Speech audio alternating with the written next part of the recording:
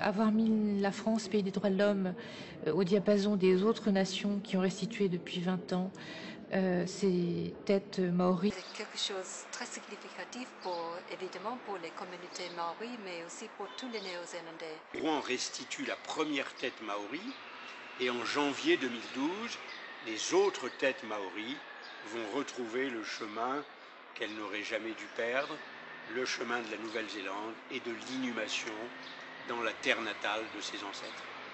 Elle permet effectivement de rétablir, ou en tout cas d'affirmer ce respect et cet honneur rendu à cette population, à ce peuple autochtone du Pacifique. Il y a un geste, il y a une situation qui est débloquée et je trouve ça très bien.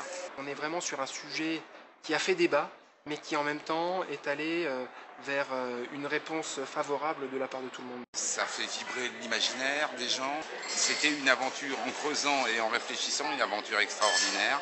Il faut une bonne histoire pour faire un bon film. Donc il a fallu entreprendre un long combat. Je crois que l'art et la culture ne peuvent pas se construire sur la marchandisation. Une nouvelle discussion autour de la présence physique des objets dans les musées. C'est vraiment deux peuples et deux visions, la vision occidentale et la vision insulaire océanienne qui se rencontrent encore une fois. C'est un nouveau regard aussi qu'on va porter sur ces civilisations et ces cultures. C'était un geste de respect de la culture des peuples. C'était un geste de dignité. Cette tête maori est un vrai exemple de ce qui peut se faire aujourd'hui technologiquement et de comment allier le scientifique et le culturel ensemble. On a un vrai sujet qui peut amener à un débat intéressant et repositionner le muséum au cœur de la société et en être un acteur important. L'essentiel finalement reste l'homme.